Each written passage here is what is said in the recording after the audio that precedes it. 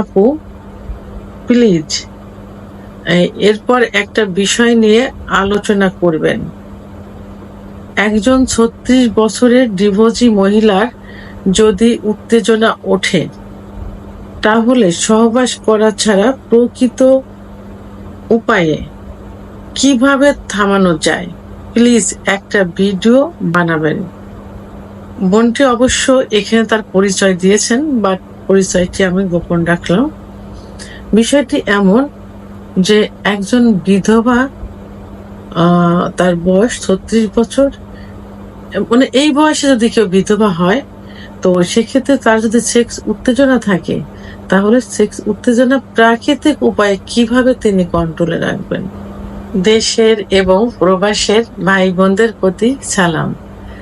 আসসালামু আলাইকুম। আমি প্রভাষক ডাক্তার রিক্তা পারভিন, হোমিওপ্যাথি এবং আয়ুর্বেদিক চিকিৎসক। আজকে খুব গুরুত্বপূর্ণ একটা বিষয় নিয়ে আলোচনা করব, যে বিষয়টি বর্তমান অনেকেই প্রশ্ন করে থাকে এবং এটা খুবই প্রয়োজন। তো আমি মেডিকেল টার্ম অনুযায়ী বলবো, দয়া করে এই বিষয়টি নিয়ে কেউ কোনো খারাপ মন্তব্য করবেন না। অনেকে কিন্তু এখন আসলে আমি কিছু ট্রিটমেন্টের বাইরে কিছু ভিডিও আমি এখন করে থাকি, যে ভিডিও আমাকে কমেন্টস আকারে কিন্তু আসে। আর এটা যারা করে থাকেন, কিছু ভাই, কিছু বোন, কিছু মা, এরা করে থাকেন, যারা আসলে এই প্রশ্নগুলো করার জায়গা পায় না এবং সঠিক কোনো অ্যান্সার পায় না, যে কারণে আমাকে কিন্তু স্মরণ করে থাকে। এবং এইগুলো একটা সমাজের জন্য, একটা রাষ্ট্রের জন্য, একটা পরিবারের জন্য কিন্তু খুবই গুরুত্বপূর্ণ। ঠিক এমনই একটা কমেন্টস আজকে কোনো এক আপু আমাকে করেছেন। তো এই প্রশ্নটা, এই কমেন্টসটা আমার কাছে প্রতিনিয়ত এত পরিমাণ আসে যে এই বোনের কমেন্টসের অ্যান্সারের মাধ্যমে সবাইকে আমি আজকে জানিয়ে দিচ্ছি এবং সবাই বুঝতে পারে, জানতে পারে। আজকে এই জন্য আমি ভিডিও আকারে নিয়ে আসছি। আমি এখানে শুধু ডিভোর্সই বলবো না, অনেক বিধবা মহিলা থাকেন, অনেক বয়সপ্রাপ্ত মেয়ে থাকে যাদের এখনো বিয়ে হয়নি, পরিবারে হয়তো তারা লেখাপড়া শেষ করতে পারছে না, অথবা তার আরো অনেক বোন আছে, অথবা পরিবারের প্রতি তার একটা দায়িত্ব আছে, সেই দায়িত্ব থেকে সে এখনো বিয়ে করতে পারেনি, কিন্তু তার সেক্স উত্তেজনা আছে, সে কিভাবে সেটাকে কন্ট্রোল করে রাখবে, এমন প্রশ্ন করে থাকেন।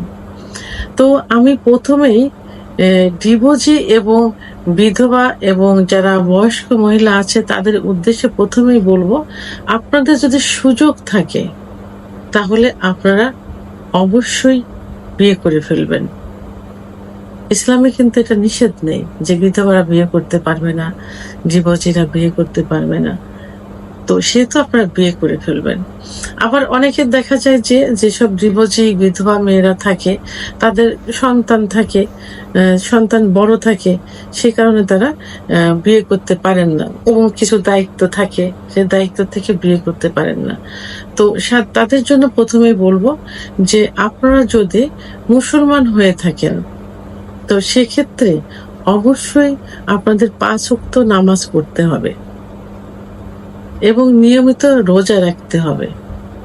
রোজা রাখলে, 5 ওয়াক্ত নামাজ পড়লে এবং ইসলামিক বা ধর্মীয় রীতিনীতিগুলো পালন করলে, তাহলে কিন্তু এটা অনেকটা কন্ট্রোল রাখা যায়। কারণ তখন তাদের মনের ভিতর কিন্তু ধর্মীয় মনোভাব থাকে, তখন বাজে কোনো চিন্তা ভাবনা থাকে না।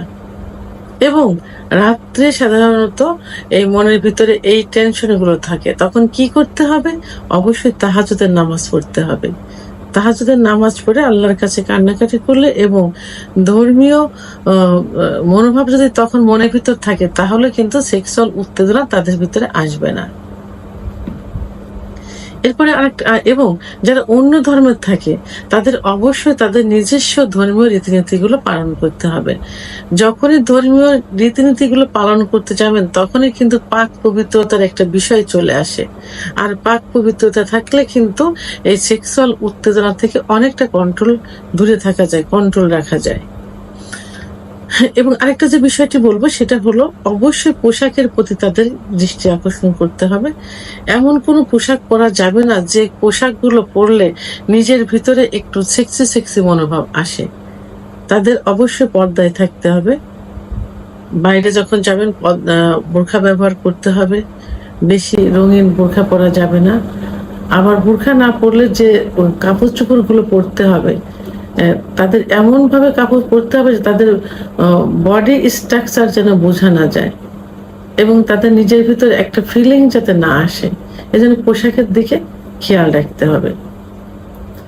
আচ্ছা, আরেকটা সেটা হলো অবশ্যই এখন তো আসলে সবার হাতে টাচ ফোন থাকে, তো যে ফোনে তারা ভিডিও দেখে এমন কোনো ভিডিও দেখা যাবে না যে ভিডিও দেখলে তাদের ভিতর সেক্স উত্তেজনা চলে আসে। এগুলো থেকে কন্ট্রোল রাখতে হবে। এমন কোনো বিষয় চিন্তা ভাবনা করা যাবে না, এমন কোনো বন্ধু বান্ধবের সঙ্গে মিশা যাবে না যে যাদের সঙ্গে মিশলে এই পথে ধাবিত হবে এবং সেক্সুয়াল কথাবার্তা হবে, সেক্সুয়াল একটা মনোভাব চলে আসবে। এমন কোনো বন্ধু বান্ধবের সাথে মিশা যাবে না, এমন কোনো ড্রেস পরা যাবে না, বা এমন কোনো ভিডিও দেখা যাবে না।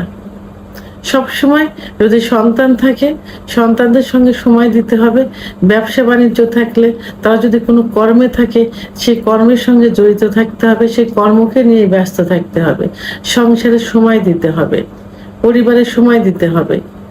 তাহলে কিন্তু এই চিন্তা ভাবনা থেকে দূরে থাকা যাবে। আর রাত জাগা যাবে না, রাত জাগলে এই দুশ্চিন্তাগুলো মনের ভিতরে বেশি চলে আসবে।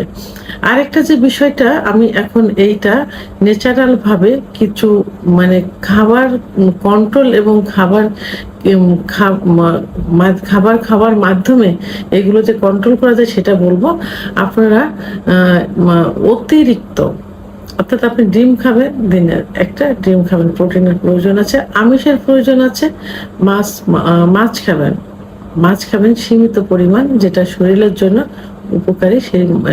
সেইভাবে দিনে 1 থেকে 2 টুকরা মাছ খেতে পারেন, একটা করে ডিম খাবেন। এবং আপনারা বিশেষ করে লাল মাংস, যেটা গরুর মাংস, অতিরিক্ত মশলা জাতীয় খাবার থেকে দূরে থাকতে হবে। অতিরিক্ত মশলা জাতীয় খাবার খাইলে কিন্তু আপনার সেক্স উত্তেজনার ভিতরে আসবে। বিশেষ করে রাত্রে একদম সিম্পল খাবার খেয়ে আপনারা ঘুমোতে যাবেন।